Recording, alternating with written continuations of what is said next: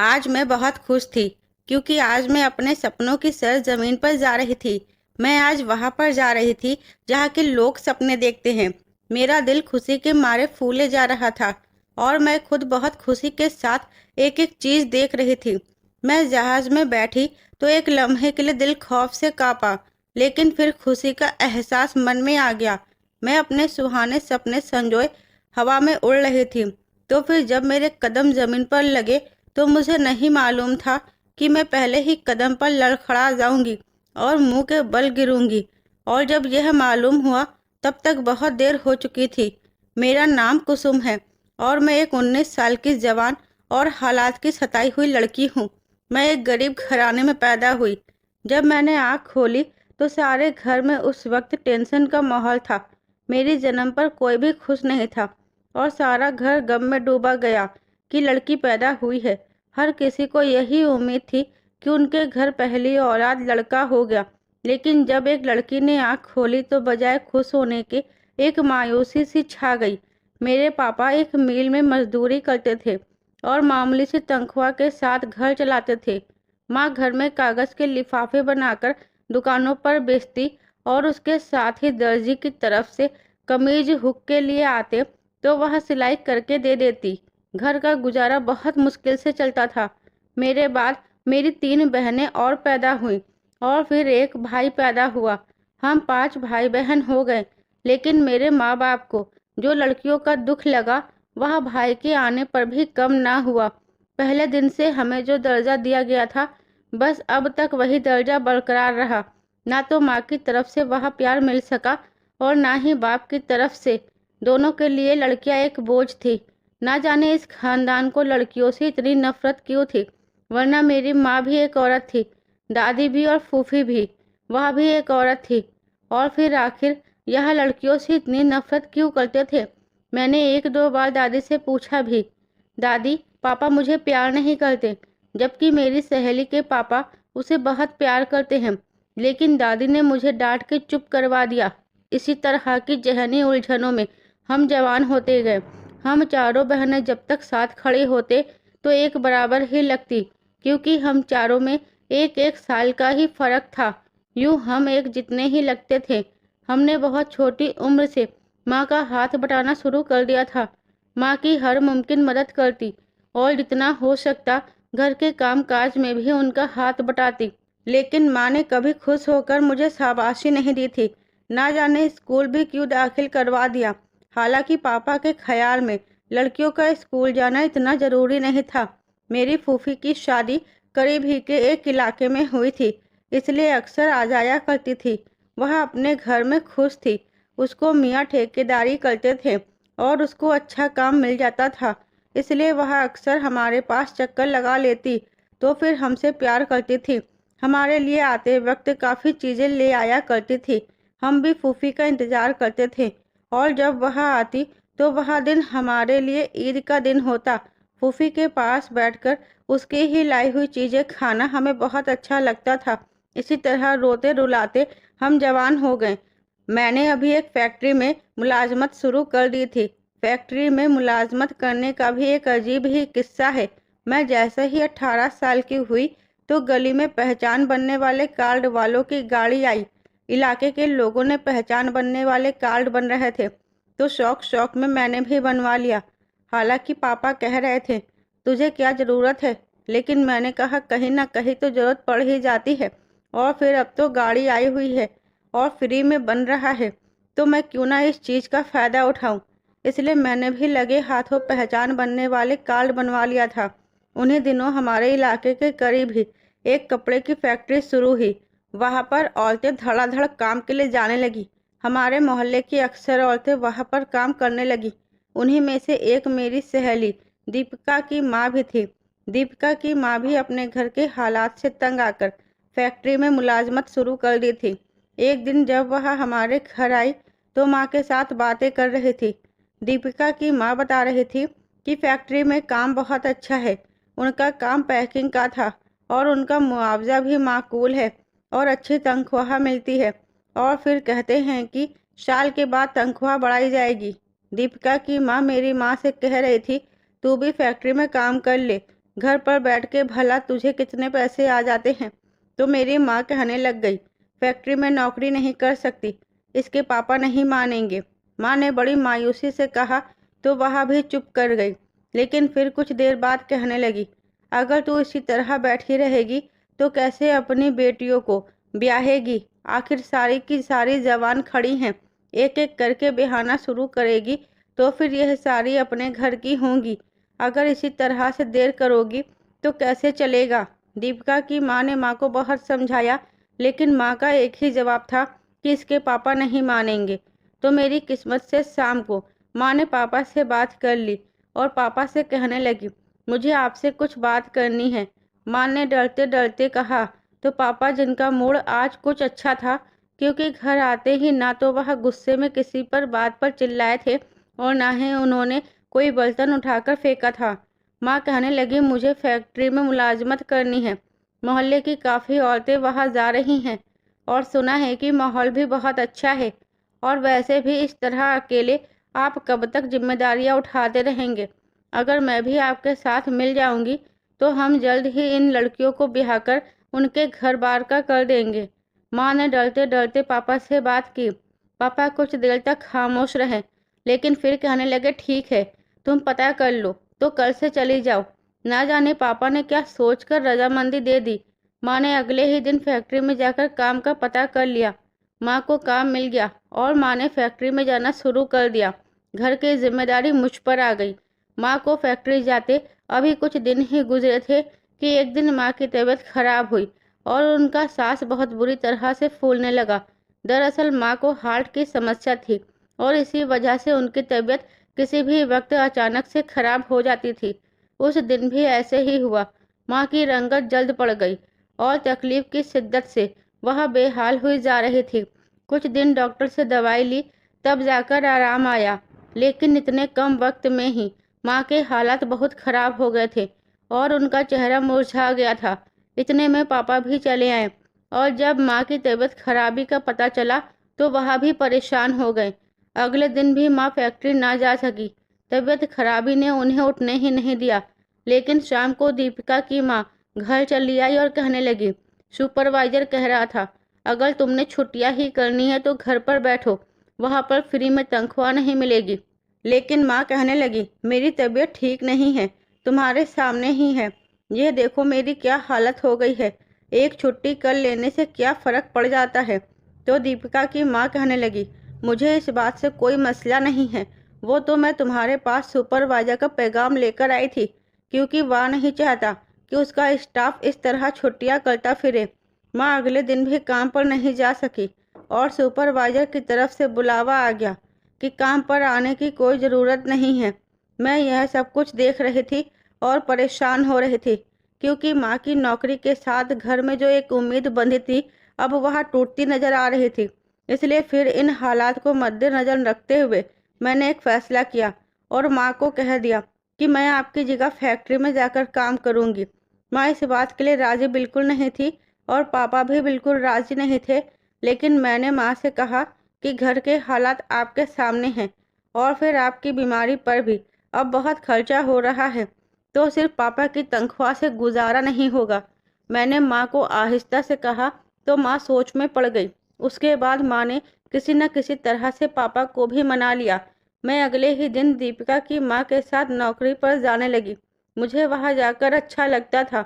वक्ती तौर पर घर की टेंशन से निजात मिल जाती थी। वहाँ पर वैसे तो मेरे जैसे कई मजबूर लोग होते और काम करते थे, लेकिन वहाँ का माहौल अच्छा था। सब एक दूसरे के साथ ताउन करते थे, एक दूसरे के हमदर्द थे। मैं भी अपने मुँह ध्यान जाकर काम करती रहती। एक महीने बाद जब मुझे तनख्वाह मिली तो मैं हैरत ज़दा रह गई। इतने पैसे इकट्ठे मैंने पहली बार देखे थे। मेरी आंखों में आंसू आ गए। मेरे आंसू देखकर सुपरवाइजर कहने लगा, क्या हुआ, रो क्यों रही हो। मैंने डूबा डूबा आंखों से उसकी तरफ देखा और कहा, इतने पैसे मैंने पहली बार जिंदगी में इकट्ठे देखे हैं, इसलिए आंखों में आंसू आ गए। मेरी बात सुनकर वह बेचारा भी चुप कर गया। मैंने वह पैसे पकड़े और किसी कीमती चीज की तरह उन्हें सीने से लगाए घर आ गई। अपनी तनख्वाह लाकर जब माँ को दी तो माँ खुद भी हैरान रह गई। क्योंकि माँ ने पहली बार इतने पैसे एक साथ देखे थे। हम तो मेहनत मजदूरी करने वाले लोग थे। दिन में जितनी कमाई होती वहाँ पैसे ही खर्च हो जाते। पापा भी दिहाड़ीदार मजदूर थे। इस वजह से ना तो पैसे इकट्ठे होते थे और ना ही इकट्ठी तनख्वाह मिलती थी। यह तो पहली बार था जब इकट्ठी तनख्वाह मिलने लगी और इतने पैसे एक साथ इकट्ठे देखे। माँ ने उसी वक्त उन पैसों में से सदका निकाल कर रख दिया और कुछ पैसों की सूजी मंगवाकर हलवा बना लिया। ना जाने कितने वर्षों के बाद हम हलवा खाने लगे थे। मुझे हलवा बहुत पसंद था, इसलिए माँ ने आज थोड़ा सा चिकन भी मंगवा लिया। हमारी तो मौज ही हो गई। मेरी तीनों बहनें बहुत खुश थी। माँ ने सबको सालन डालकर दिया तो एक एक बोटी सबके हिस्से में आई।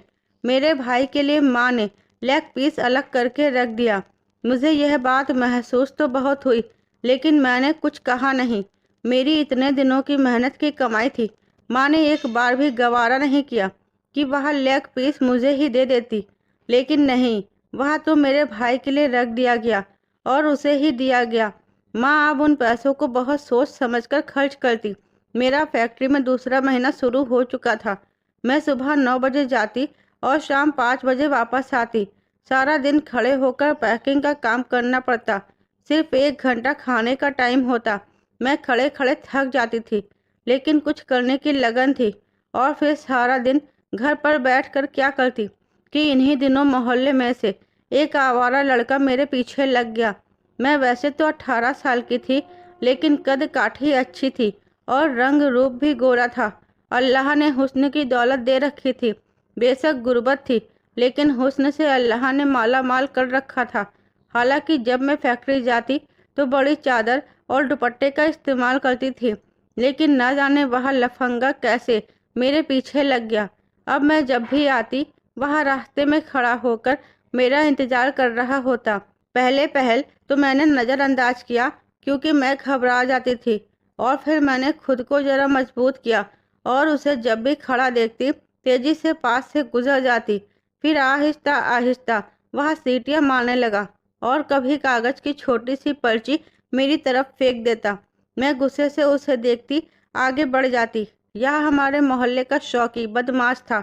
उसके साथ 3-4 लड़के अवैध खड़े रहते और आती जाती लड़कियों को तंग करते थे।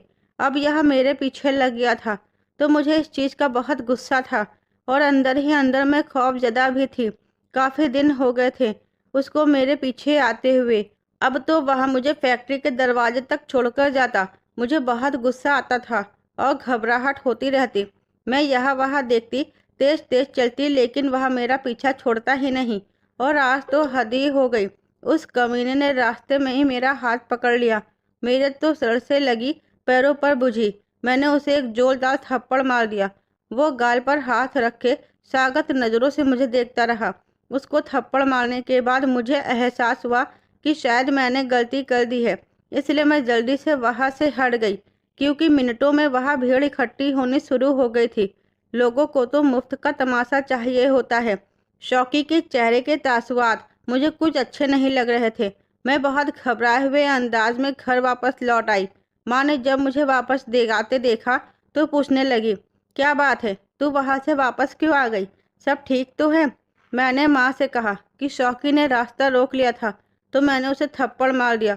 बस इसी वजह से घबरा गई और घर वापस लौट आई।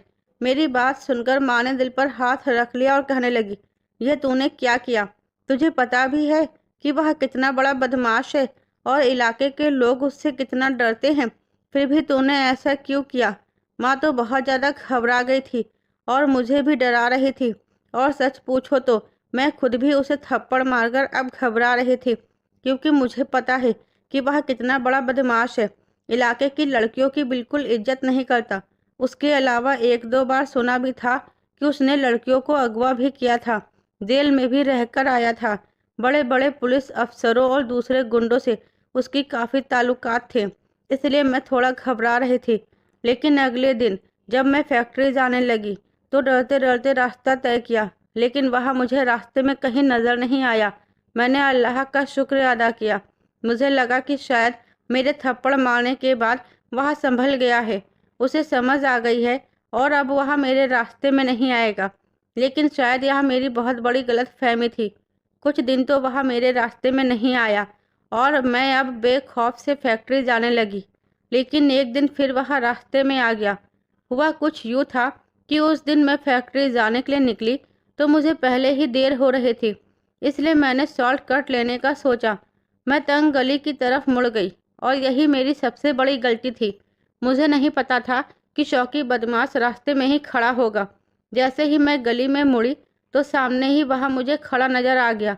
मैं वापस मुड़ने लगी लेकिन उसका एक और बदमाश दूसरी तरफ गली में खड़ा था। मैं घबरा गई और थूक निगलते हुए चादर दुरुस्त करते आगे बढ़ने लगी। जब मैं उसके करीब पहुंची तो उसने एकदम से मुझे पकड़ लिया और मुझे करीब बने घर की तरफ खींचने लगा। उसके साथ उसके दोस्त और साथी भी थे। मैंने चीखना चिल्लाना शुरू कर दिया। वह मेरे मुंह पर हाथ रखकर मेरी चीख को रोक रहा था, लेकिन मैं उसके काबू में नहीं आ रही थी। मैंने जोर जोर से चिल्लाना शुरू कर दिया।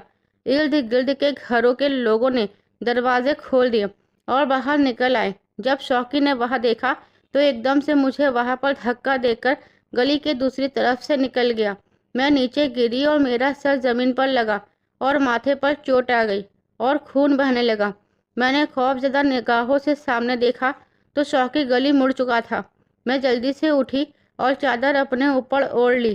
तेज कदमों से चलते हुए मैं फैक्ट्री की तरफ आ गई। मैं उस वक्त घर नहीं जाना चाहती थी क्योंकि मुझे पता था कि माँ इस हालत में मुझे देखकर परेशान हो जाएंगी और माँ की पहले ही तबीयत कुछ ठीक नहीं थी।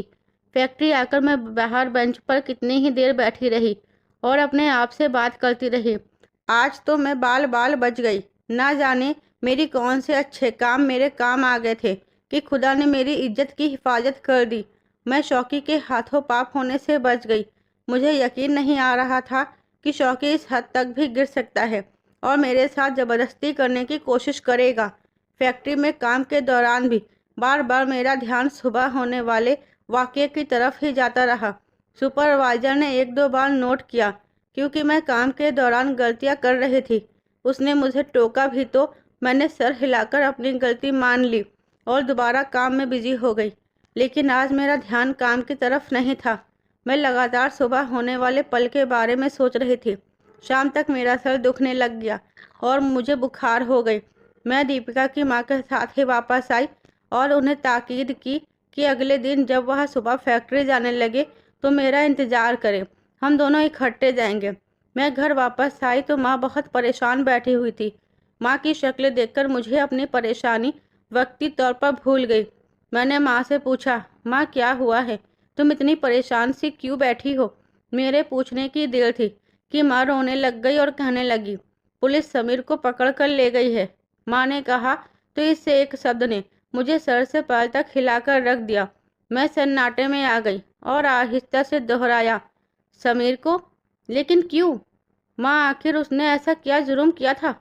मेरे पूछने पर माँ नज़रें चुराने लगी और फिर कहने लगी, उसके किसी दोस्त ने शरारत में किसी लड़की का पर्स छीना था। उसके साथ समीर भी शामिल था। समीर को भी पुलिस ने साथ ही धर लिया। अब वह दोनों थाने में बंद है और मुझे समझ नहीं आ रही कि मैं क्या करूं। कुसुम, तू कुछ कर, मेरा दिल बैठा जा रहा है। अगर तेरे पापा को पता लग गया तो वह मुझे जीते जी मार डालेगा। तुझे पता है ना तेरा पापा समीर के मामले में कितना सख्त है। माँ ने मुझे डराते हुए मेरे भी हाथ पैर फुला दिए, लेकिन मैंने झुंझलाकर माँ से कहा, माँ मैं क्या कर सकती हूँ? आखिर आप पापा से बात करो और उनसे कहो, वह खुद ही समीर को छुड़ा कर लाएंगे। हम औरतें अकेले क्या करेंगी? और थाने के माहौल का तो आपको पता ही है। मेरी बात सुनकर माँ मायूस हो गई। पापा जब घर आए तो माँ बहुत परेशान थी और इसी सोच में डूबी थी कि पापा को कैसे बताया जाए कि समीर थाने में बंद है। पापा ने आते ही समीर का पूछा क्योंकि पापा की आदत थी कि वह घर आकर समीर के बारे में ज़रूर पूछते थे। हम बहनों के बारे में तो उन्होंने कभी पूछा ही नहीं था। समीर कहाँ है? पापा ने बड़े रौब से अम्मा से पूछा तो माँ पहले तो चुप रही, कुछ नहीं बोली, लेकिन पापा ने जरा गुस्से में दोबारा कहा, समीर कहाँ है? मैं क्या पूछ रहा हूँ और तुम जवाब ही नहीं दे रही। पापा ने जब दोबारा गुस्से से पूछा तो माँ कहने लगी, समीर समीर वो थाने में बंद है। माँ ने घिघियाए हुए लहजे में कहा। माँ की बात सुनकर पापा एकदम उछल पड़े और कहने लगे, क्या तुम अपने होश में भी हो? समीर क्यों थाने में बंद है? आखिर किसकी जरूरत हुई उसको थाने में बंद करने की? पापा एकदम ताल में आ गए तो माँ ने उनको सारा माजरा कह सुनाया। पापा उसी वक्त घर से निकल गए। पीछे हम बेटियां परेशान सी बैठी रह गई। ना जाने अब क्या हो, ना जाने अब समीर का क्या हश्र करे, ना जाने थाने वाले समीर को जमानत भी देंगे कि नहीं। कई सोचे दिमाग में चल रही थी। काफी घंटों बाद पापा जब घर आए तो अकेले ही थे। अब उनके कंधे झुके हुए थे, चेहरे पर परेशानी और फिक्र की लकीरें फैली हुई थी। पापा क्या हुआ? समीर नहीं आया? मैंने डरते डरते पापा से सवाल किया तो पापा कहने लगे नहीं, कल उसे कोर्ट में पेश करेंगे, उसके बाद ही उसकी जमानत हो सकेगी। ये कहकर पापा अंदर अपने कमरे में चले गए। लेकिन मुझे अभी तक समझ नहीं आई थी कि आखिर यह इतना बड़ा मामला कैसे बन गया। समीर की टेंशन की वजह से हम सारी रात नहीं सो पाए। पापा अपने कमरे में जाग रहे थे और हम इधर माँ बेटियां भी अपने अपने बिस्तर पर लेटे जाग रहे थे। पापा सुबह बगैर नाश्ता किए ही घर से चले गए।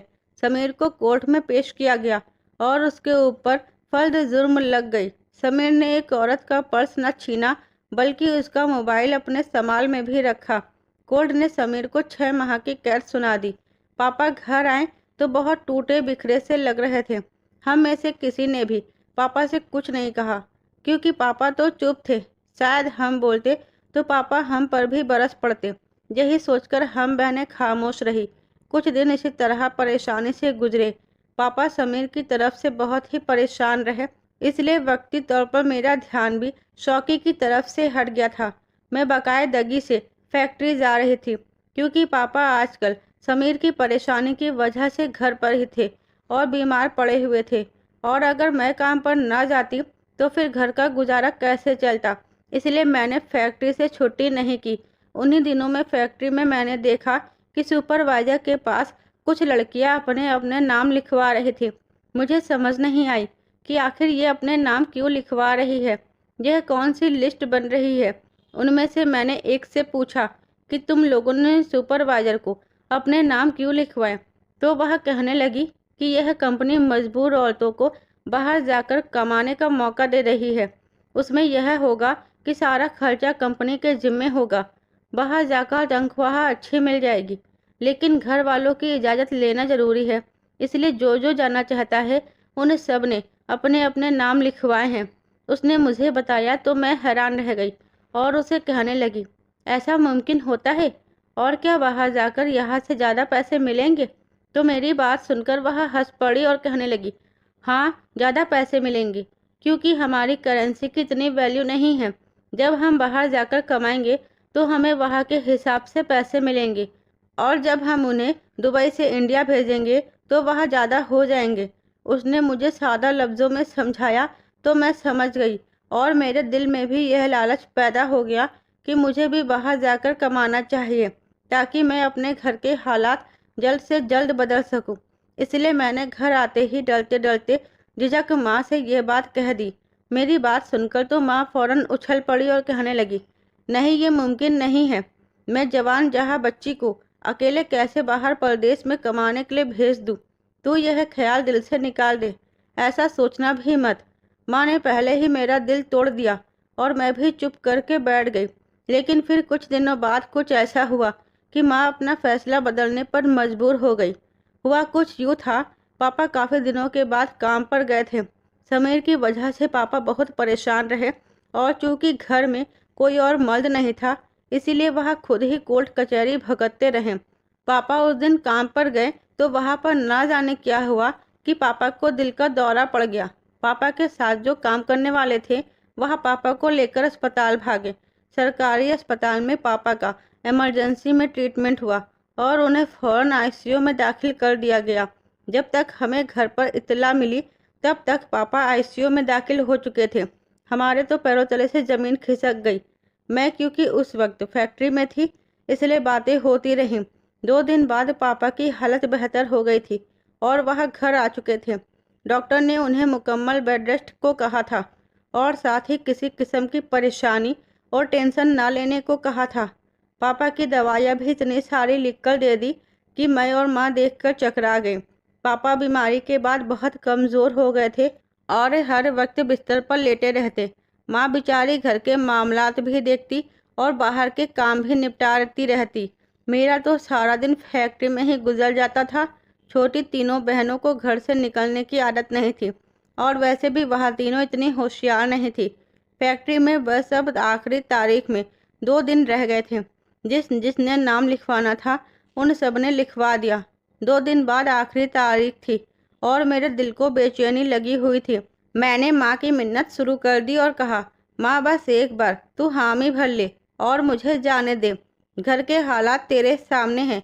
घर के 2 मर्द हैं, एक बिस्तर पर पड़ा है और दूसरा जेल के अंदर बंद है।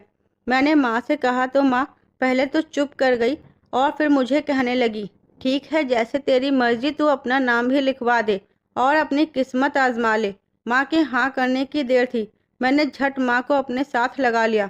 मुझे यकीन ही नहीं आ रहा था कि माँ ने हाँ कह दी है। खुशी के मारे मुझे सारी रात नींद ही नहीं आई। अगले दिन मैंने फैक्ट्री में जाते ही खुशी खुशी अपना नाम लिखवा दिया और अब मैं इंतज़ार कर रही थी कि मेरा नाम लिस्ट में आता है या नहीं। 1 हफ्ते के बाद जब लिस्ट लगी तो मेरी खुशी की इंतहा नहीं रही कि मेरा नाम भी उस लिस्ट में शामिल था। मैंने घर आकर माँ को खुशी खुशी बताया तो वह पहले तो खुश हुई और फिर रोने लगी और कहने लगी, समीर जेल में है और तुम बाहर जा रही हो। तुम्हारा बाप बीमार है, मैं अकेली क्या क्या करूँगी। माँ परेशान होकर रो रही थी। मैंने माँ के हाथ पर अपना हाथ रखा और तसल्ली दी और कहा, माँ मैं अच्छी नौकरी पर लग जाऊंगी तो फिर आपको पैसे भेजूंगी। पापा का इलाज अच्छे तरीके से हो जाएगा और छोटियों की शादी भी कर देंगे। बस तू दुआ कर सब मामलात अच्छे से हो जाए। और रहा समीर, तो समीर भी कुछ वक्त के बाद घर आ ही जाएगा और मुझे उम्मीद है कि अब वह इस तरह की हरकतें नहीं करेगा। उसे समझ लग गई होगी। मैंने माँ से कहा तो माँ ने सर हिला दिया। पापा को भी मेरे जाने का पता चल चुका था और वह उस दिन बहुत रोए थे। जिंदगी में पहली बार पापा को मैंने इस तरह रोते हुए देखा। रोते रोते पापा ने मुझे अपने सीने से लगा लिया और ऐसा पहली बार ही हुआ था। मेरा दिल भी एकदम भर आया और मैं भी पापा के साथ लगकर खूब रोई। और फिर मेरा काम बहुत जल्दी हुआ। सारे इंतजामात मुकम्मल हो गए और आज मेरी फ़्लाइट थी। मैं दुबई के लिए उड़ान भरने को तैयार थी। मेरे साथ फैक्ट्री की 15 लड़कियां और भी थीं। हम सब एक ही फ्लाइट से जा रहे थे। पहली बार जहाज़ में बैठने का एक अजीब सा खौफ महसूस हो रहा था, लेकिन जब उड़ते हुए बादल देखे और बादलों में खुद को उड़ता हुआ देखा तो सब कुछ बहुत अच्छा लग रहा था। मेरी आंखों में मुस्तकबिल के बहुत ख्वाब सजे हुए थे और मैं बहुत से मंसूबे बना रही थी। मुझे उम्मीद है कि मैं अपने घर के लिए कुछ अच्छा कर सकूंगी। और तकरीबन 3 घंटे की फ़्लाइट के बाद हम दुबई पहुंच गए। तो फिर पहुंचने के बाद वहां पर तो दुनिया ही कुछ और थी। उनका तो एयरपोर्ट ही इतना बड़ा था जितना शायद मेरा पूरा गांव था। मैं हैरानी से हर एक चीज़ को देख रही थी। लोगों को आते जाते चलते फिरते देखकर मुझे अजीब सा एहसास हो रहा था। मैं आहिस्ता आहिस्ता चल रही थी और बार बार अपनी चादर को दुरुस्त कर रही थी। मेरे साथ की लड़कियों का भी यही हाल था। वो मुझसे अलग ना थी। वह सब भी हैरत से मुंह खोले एक एक चीज़ को देख रहे थे। एयरपोर्ट से बाहर निकले तो सामने ही हमें अपने नाम का बोर्ड नज़र आ गया। हम सब उस बोर्ड की तरफ बढ़ गए। हमें लेने के लिए कंपनी की तरफ से गाड़ी और ड्राइवर आया हुआ था। हम गाड़ी में बैठे और उनके साथ चले गए। रास्ते में नज़र आने वाले फलक-बूस इमारतें देख देख कर मुझे हैरत हो रही थी और फिर कुछ देर बाद हम जाकर एक आलीशान इमारत के आगे रुक गए। यह इमारत दरअसल एक बहुत बड़ा होटल था। बहुत आलीशान होटल था। उसका तो फर्श भी ऐसे लग रहा था जैसे शीशे का बना हो। मैं बहुत आहिस्ता आहिस्ता कदम उठाते हुए आगे बढ़ रही थी। हमें हमारे कमरे बता दिए गए थे। हम सब लड़कियां अपने अपने कमरों की तरफ बढ़ गए। हमें यही कहा गया था कि कुछ देर आराम करें, फिर आपको काम के बारे में बता दिया जाएगा। मैंने तो अभी तक काम के मुतालिक सोचा ही नहीं था कि क्या काम होगा, लेकिन एक बात थी, दुबई आकर सब कुछ बहुत अच्छा लग रहा था। यह ख्वाबों की सरजमीन थी। कुछ देर बाद आराम करके हम लोग होटल में ही बने एक डाइनिंग हॉल की तरफ आ गए। वहाँ पर हमें आलीशान खाना दिया गया। मैं तो खाने में इतनी चीज़ें देखकर हैरान रह गई और फिर पहला लुकमा लेते ही मैंने हाथ नहीं रोका और जब तक सारा खाना ख़त्म नहीं कर लिया तब तक सर नहीं उठाया। इतना अच्छा और लजीज खाना मैंने ज़िंदगी में पहली बार खाया था। इस दुनिया में खाना खाकर मैंने बेशक अंदाज में खुदा का शुक्र अदा किया। अब मुझे इंतज़ार था कि अब काम बताया जाएगा और हम काम के लिए रवाना होंगे। खाना खिलाने के बाद हमें एक ब्यूटी पार्लर ले जाया गया और कहा कि यहाँ पर अच्छे तरीके से तैयार हो जाए। ब्यूटी पार्लर वाली हमें तैयार करने लगी। मुझे बहुत आश्चर्य हो रहा था, आखिर मेकअप करने की और तैयार होने की क्या ज़रूरत है, और इसीलिए मैंने उससे पूछ भी लिया तो वह कहने लगी कि मेकअप करना ज़रूरी है, यह ड्यूटी का हिस्सा है। अगर मेकअप नहीं किया जाएगा तो ड्यूटी पर इस तरह आने की इजाज़त नहीं है। उसने ज़रा तफसील से बताया तो मैं बहुत हैरान हुई।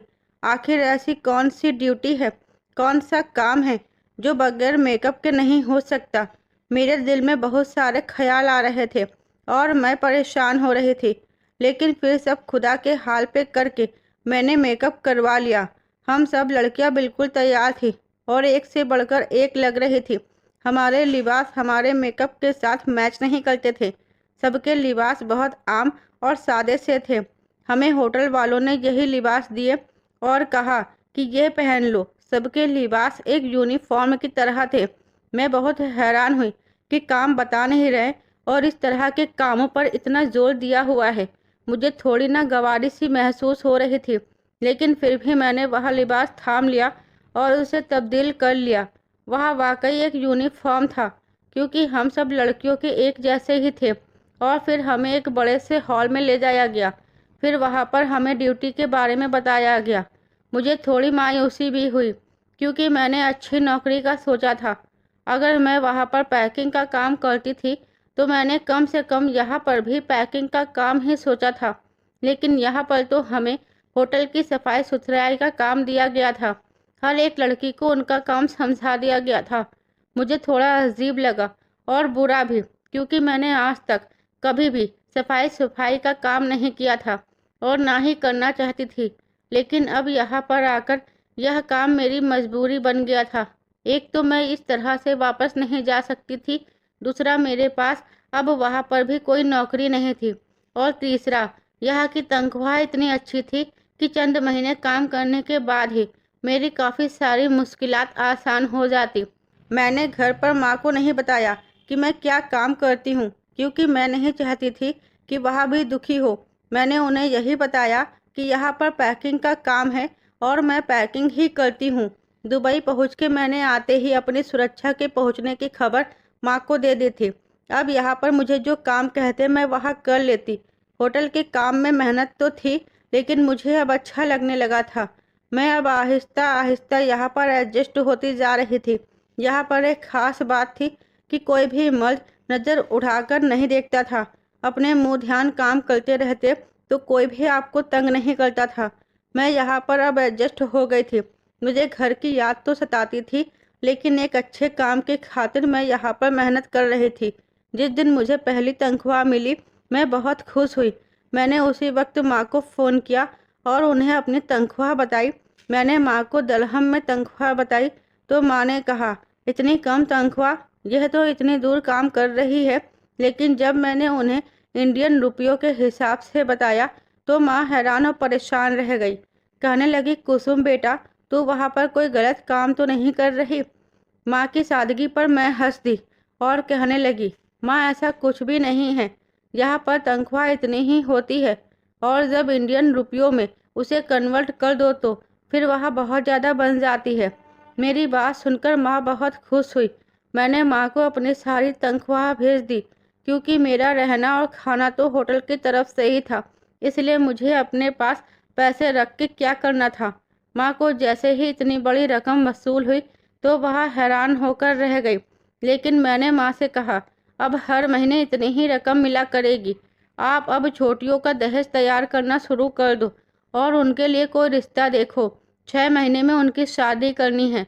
माँ के तो जैसे हाथ पाँव फूलने लगे थे। वह जमीन पर पैर ही नहीं रख रही थी। माँ ने जल्द ही तीनों बहनों के लिए अच्छा रिश्ता ढूंढ लिया और उनके लिए अच्छा सा दहेज भी तैयार कर लिया। अब माँ मेरी खुश थी कि मैं कब छुट्टी पर आऊँ और वह उन तीनों की शादी कर दे। लेकिन मुझे 1 साल से पहले छुट्टी नहीं मिलनी थी। इसलिए मैंने माँ से कहा कि माँ, तुम उन तीनों की शादी कर दो, मैं साल के बाद ही आऊँगी। माँ इस तरह शादी करने पर तैयार तो नहीं थी, लेकिन फिर मान गई। और यूँ मेरे दुबई जाने के 6 माह बाद ही मेरी तीनों बहनों की शादियां हो गई। मेरे सर से एक बहुत बड़ा बोझ उतर गया। शादी से पहले पहले समीर भी घर आ चुका था। वह शर्मिंदा था। उसे जब मेरे दुबई जाने का मालूम हुआ तो वह अब मुझे इसरार करने लगा और कहने लगा कि मुझे भी दुबई बुलवाओ, मैं वहां पर आकर काम करना चाहता हूँ। लेकिन मैंने उसे अभी यही कहा कि तुम पहले अपनी पढ़ाई पूरी कर लो, उसके बाद ही यहाँ आना, क्योंकि बगैर पढ़ाई के यहाँ पर अच्छी नौकरी नहीं मिलती। पापा का इलाज भी साथ साथ चल रहा था और पापा अब बहुत बेहतर थे, तो वो काम पर नहीं जाते थे। मैंने माँ से अब कहा कि वह घर की तामीर शुरू करा दो और थोड़ा थोड़ा उसको सही कर लो। माँ ने घर की तामीर का काम शुरू करवा दिया। यूँ 6 महीनों बाद ही मेरा घर तैयार हो गया। मुझे यहाँ पर 1 साल हो गया था और अब 1 माह की छुट्टी पर मैं घर वापस जा रही थी। मुझे बहुत खुशी थी। मेरे पास क्योंकि पैसे तो कोई बचते नहीं थे, इसलिए मैंने घर वालों के लिए कोई शॉपिंग नहीं की और जिस तरह आई थी उसी तरह वापस चली गई। घर पहुंचने पर मेरा स्वागत बड़े अच्छे तरीके से हुआ। घर में बहुत सारे चेंजेस करा दिए गए थे और इसी तरह घर बहुत अच्छा और भला लग रहा था। मैं एक एक चीज़ को शौक से देख रही थी। माँ, पापा और समीर ने भी बहुत अच्छे कपड़े पहने हुए थे। मैं खुश और संतुष्ट थी कि मेरी तनख्वाह अच्छी जगह पर इस्तेमाल हुई है। मेरा आने का सुनकर तीनों छोटी बहनें भी मिलने चली आईं। तीनों बहुत खुश लग रही थी। तीनों के घर खुशखबरी थी। मैं उनके पति से मिलकर भी बहुत खुश हुई। तीनों बहुत इज्जत करने वाले लड़के थे। बातों के दौरान मेरी एक छोटी बहन ने पूछ लिया, दीदी आप हम सब के लिए क्या तोहफे लेकर आई हैं? मैंने जरा चौंक कर देखा और कहा, नहीं, मैं तो कुछ नहीं लेकर आई। मेरे इस तरह कहने पर वहाँ पर तो जैसे सब हैरान रह गए। तो माँ सबसे पहले बोली और पूछने लगी कि तुम हमारे लिए तोहफे नहीं लेकर आई? मैंने कहा, माँ नहीं, मैं तो नहीं लेकर आई। मेरी तो जो तनख्वाह होती थी सारी आपको भेज देती थी, क्योंकि मेरी तनख्वाह मेरे वहाँ किसी काम की नहीं थी। मुझे खाना और रहना फ्री था। लेकिन वहाँ पर किसी को मेरी बात का यकीन ही नहीं आया और उसके बाद सबके मुंह बन गए। माहौल में एक परेशानी महसूस की जाने लगी। खुद में जैसे चोर सी बन गई। अपना आप मुझे ऐसे ही महसूस हो रहा था जैसे मैंने कोई बहुत बड़ी गलती कर दी हो। समीर का भी मूड खराब हो गया। शायद उसे किसी अच्छे तोहफे की उम्मीद थी और उसने कुछ देर बाद कह भी दिया। कहने लगा, मैंने तो दोस्तों को कहा था दीदी जब आएंगी तो मेरे लिए आईफोन लेकर आएंगी और आप खाली हाथ चली आई हैं। समीर ने गुस्से से कहा और उठकर बाहर चला गया। इसके बाद 2-3 दिन तक घर में बहुत परेशानी सी रही। मुझे खुद माहौल अच्छा नहीं लग रहा था। अभी मेरी छुट्टी में 25 दिन बाकी थे कि माँ कहने लगी, कुसुम वहाँ पैसे तो देना, थोड़े से जरा जरूरत आन पड़ी है। मैंने हैरत से माँ को देखा और पूछा, माँ पैसे कौन से पैसे? तो माँ कहने लगी, वो जो पैसे तूने पहले भेजे थे वो जल्द ख़त्म हो गए हैं, क्योंकि तेरे आने पर तेरी बहन और बहनोई आते रहे और मोहल्ले के लोग तुझसे मिलने आते रहे। उसकी वजह से ज़्यादा खर्चा हो गया। अब मेरे पास खर्चे के पैसे नहीं हैं, इसलिए तुझसे कह रही हूँ, वरना ना मांगती। माँ की बात सुनकर मैं उन्हें देखती रह गई और फिर आहिस्ता से कहा, लेकिन माँ मेरे पास तो कोई पैसे नहीं हैं।